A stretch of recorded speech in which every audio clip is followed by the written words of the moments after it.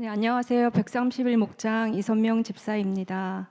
저는 초등학교까지 성당을 다니면서 하나님과 예수님을 알았지만 중학교에 들어갈 때쯤 부모님이 성당에 나가시지 않으면서 저 또한 다니지 않게 되었고 1998년 결혼하여 시어머니가 다니던 교회에 나가게 되었습니다. 그곳에서 세례를 받았고 1년 정도 다니다가 간호사로 병원 교대 근무를 하며 교회를 빠지기 시작하였고 아이들이 태어났음에도 남편과 아이들만 교회를 다니고 저는 세상 속에서 살았습니다. 가정보다는 직장 동료들, 수영 동호회 친구들과 어울리는 게 더 재밌었고 가정보다는 내일, 아이들보다는 내가 우선인 삶을 살았습니다. 그때 한창 생겨나던 페미니즘에도 관심을 갖고 왜 아빠 성만 따라야 하는 거냐며 아이들 성인 조 씨에 제 성인 이 씨를 붙여 조이라는 성으로 유치원에서 쓰는 모든 물건에 아이들 이름을 적어주기도 하였습니다. 동성애에도 관심을 갖고 그 당시 동성 커플의 신문 기사를 스크랩하고 응원했던 기억도 있습니다. 그렇게 세상에 관심이 많았고 교회와 점점 더 멀어져 가며 세상 속에서 재미를 찾았으나 그럴수록 내 삶은 너무 우울했고 공허하여 죽고 싶다는 생각만 들었습니다. 아이들이 있음에도 사는 게 무의미했고 점점 더 우울해져 아파트 베란다에서 밖을 내다보며 떨어져 죽는 것을 상상하곤 했습니다. 그럴 때마다 정말 죽을 것 같아 인형 뽑기에 몰두했고 100리터 쓰레기 봉투에는 내가 뽑은 인형들이 넘쳤습니다. 유치원에 다니는 아이들은 안중에도 없었고 매일 밤마다 검은 도포를 입고 날아다니는 사람이 나를 짓누르는 꿈에 잠드는 게 두려울 정도였습니다. 그럴 때마다 신혼 때 암송했던 주기도문을 외치며 잠에서 깨곤 하였습니다. 그러던 중 남편이 안산으로 발령을 받았고 저는 다니던 병원을 그만두고 성포동으로 이사를 하였습니다. 이사간 첫날부터 안산 부곡교회 집사님이 매일 저를 찾아와 새로운 환경에 적응하는 것을 도와주며 복음을 전하였고 이사 오기 전 1학년이었던 큰아들 담임선생님께서 아들이 엄마와 함께 교회 다니는 것을 1년 동안 기도했다고 하셨던 말씀이 떠올라 집사님을 따라 교회를 가기 시작하였습니다. 매주일마다 교회를 가며 성경 말씀은 잘 알아듣지 못했지만 우울과 허물하는 감정이 점점 사라짐을 느끼고 편안한 마음이 들기 시작할 때 교회에 부흥회가 있었습니다. 부흥회 기도 중에 갑자기 주체할 수 없는 눈물과 콧물이 나오며 세상 속에서 살았던 지난 잘못들이 떠올랐고 그동안 내가 예수님을 알고 있으면서도 예수님이 계시지 않는 것처럼 살았던 삶과 예수님을 대적하는 것들을 구하며 살았던 삶을 회개하게 하셨습니다. 저는 계속해서 저희 잘못에 용서를 구할 수밖에 없었고 그런 저를 용서하시고 위로하시며 안아주시는 예수님을 만났습니다.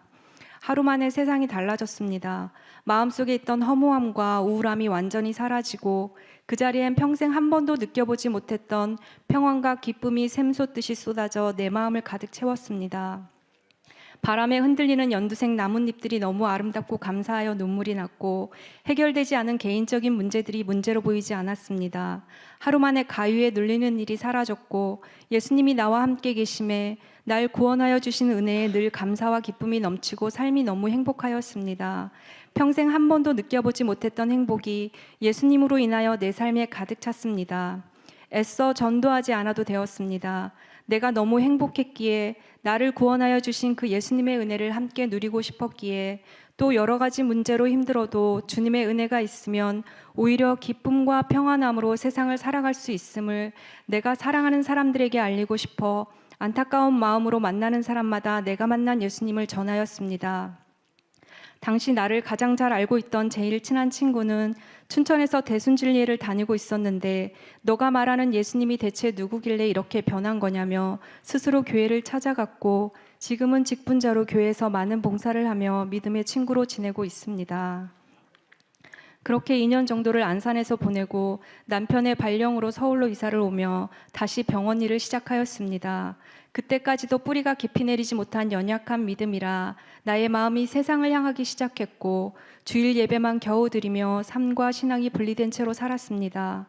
예수님을 처음 만났을 때의 은혜를 잃어버리며 마음이 점점 갈급해지고 채워지지 않음으로 지쳐갈 때 함께 사는 시어머니에게 경도인지 장애라는 치매 전 단계의 진단명이 내려졌고 소통에 어려움이 오며 시댁 식구들과의 갈등으로 삶이 힘들어지기 시작하였습니다.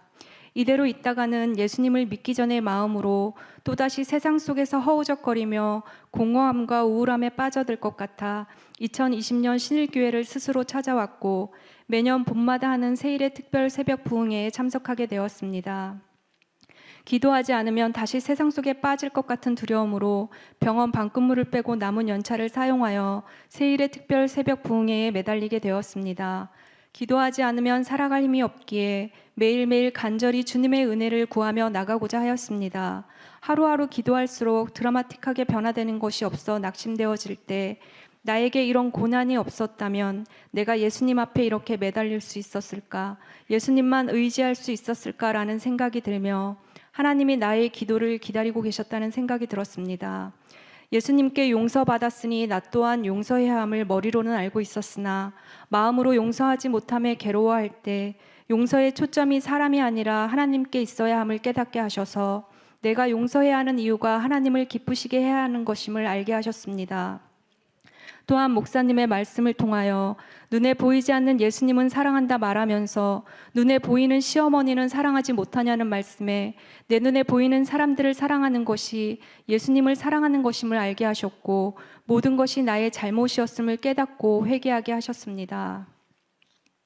어머니에 대한 사랑을 부어주심으로 저의 마음에 변화를 주셨고 시댁 식구들과의 모든 오해가 풀리며 다시 화목하게 가정을 평안케 하셨습니다.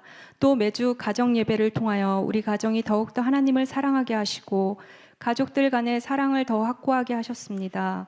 매주일 말씀이 나에게 주시는 말씀이었고 내가 한 주 동안 고민했던 부분을 매주일 설교 말씀을 통하여 항상 답을 주셨기에 하나님이 오늘은 어떤 말씀으로 나를 위로해 주시고 채워주실까 하는 기대로 교회 가는 길이 예수님과 함께 대화하며 가는 즐거운 길이 되었습니다.